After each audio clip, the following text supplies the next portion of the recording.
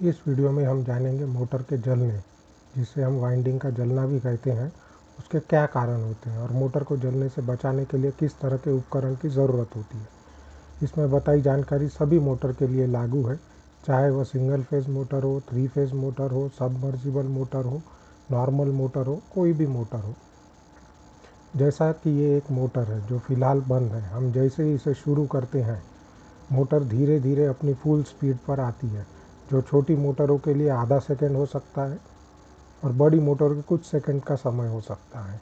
सवाल ये उठता है कि मोटर के फुल स्पीड तक पहुंचने का समय इतना महत्वपूर्ण क्यों है। इसका कारण यह है कि जब मोटर अपनी फुल स्पीड तक नहीं पहुंचती, वो अपनी वाइंडिंग की कैपेसिटी से 4 से 6 गुना करंट ज़्यादा लेती है। मान के चलो आपकी आधा एचपी की मोटर है जो 5 एम्पियर करंट के लिए बनी है, वो 20 से 30 एम्पियर करंट लेंगी जब तक कि मोटर फुल स्पीड या फुल आरपीएम तक नहीं पहुंच जाती।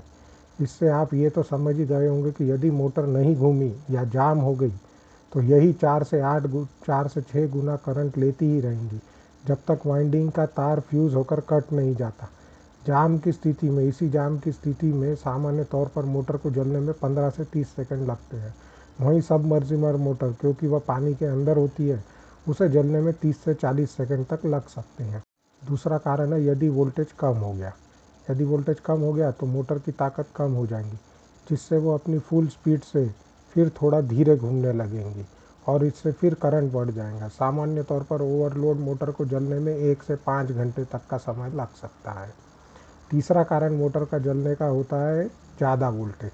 ज़्यादा वोल्टेज होने से मोटर का कोर, जिसे हम स्टेटर भी कहते हैं, वो सैचुरेट हो जाएगा, जिससे कोर लॉस बढ़ सकती है। इससे मोटर गर्म हो जाती है और अंत में वाइंडिंग भी गर्म हो जाती है और इंसुलेशन जल जाता है। सामान्य तौर पर यदि वोल्टेज 280 से ज़्यादा हुआ तो ही ये नौबत आती है। चौथा मोटर का कारण जलने का कारण है मैकेनिकल फेल्यूर या और धीरे धीरे वाइंडिंग के इंसुलेशन के ख़राब होने के कारण भी मोटर जलती है। क्योंकि ये मोटर की क्वालिटी पर निर्भर होता है, इसलिए इससे बचने के लिए एफ क्लास, जो कि 155 डिग्री पर जलता है, एफ क्लास इंसुलेशन जिसे कहते हैं, वो 155 डिग्री पे जलता है, या एच क्लास जो 100 डिग्री पे जलता है। इस तरह के इंसुलेशन की मोटर लेनी चाहिए, जिससे मोटर के वाइंडिंग के जलने की समस्या से हम बच सकते हैं। ऊपर बताए मोटर के जलने के 3 कारणों से बचने के लिए बाज़ार में 2 तरह के डिवाइस मिलते हैं। पहले डिवाइस को कहते हैं मैकेनिकल ओवरलोड रिले और दूसरा आता है इलेक्ट्रॉनिक ओवरलोड रिले। पहला जो मैकेनिकल ओवरलोड रिले है, उसमें एक मेटल की पट्टी होती है जो करंट के आधार पर धीरे धीरे बेंड या झुकने लगती है। जितना करंट उसमें से फ्लो होगा उसके हिसाब से ही वो झुकेंगी। और फिर अंदर एक स्प्रिंग एक्शन होता है, जो ये पट्टी झुकते झुकते वो स्प्रिंग को टच कर देती है और फिर वो एक स्प्रिंग दूसरे स्प्रिंग एक्शन को ट्रिगर करती है, जिससे मोटर बंद हो जाती है, रिले बंद हो जाता है।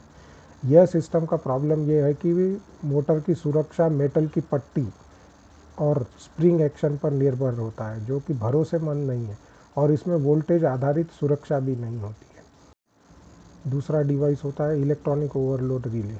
ये एक एडवांस डिवाइस होता है।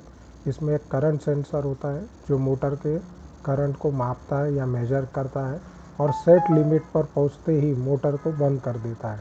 दूसरा, इसमें वोल्टेज आधारित प्रोटेक्शन भी होता है, जो वोल्टेज के लिमिट के बाहर जाते ही, यानी वोल्टेज कम होते पर या वोल्टेज ज़्यादा होने पर मोटर को बंद कर देता है, जो मैकेनिकल रिले में संभव नहीं है।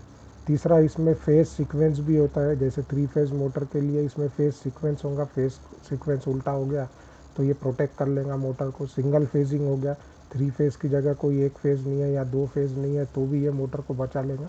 और दूसरी विविध तरह की एडवांस सुरक्षा भी होती है, जो इसकी कीमत के आधार पर निर्भर करती है। आप अपनी मोटर को जलने से बचाने के लिए इन दोनों में से किसी भी एक प्रोडक्ट का इस्तेमाल कर सकते हैं। ये एक संक्षिप्त जानकारी है, विस्तार से आप गूगल सर्च के माध्यम से जान सकते हैं या आपके नज़दीकी इलेक्ट्रिकल दुकान से भी बातचीत करके समझ सकते हैं या इलेक्ट्रीशियन से भी बात कर सकते हैं कि कौन सा प्रोडक्ट आपके लिए उपयुक्त है। वो आप डिसाइड कर सकते हैं कीमत और फैसिलिटी और जो भी उसमें फीचर्स है उसके आधार पर।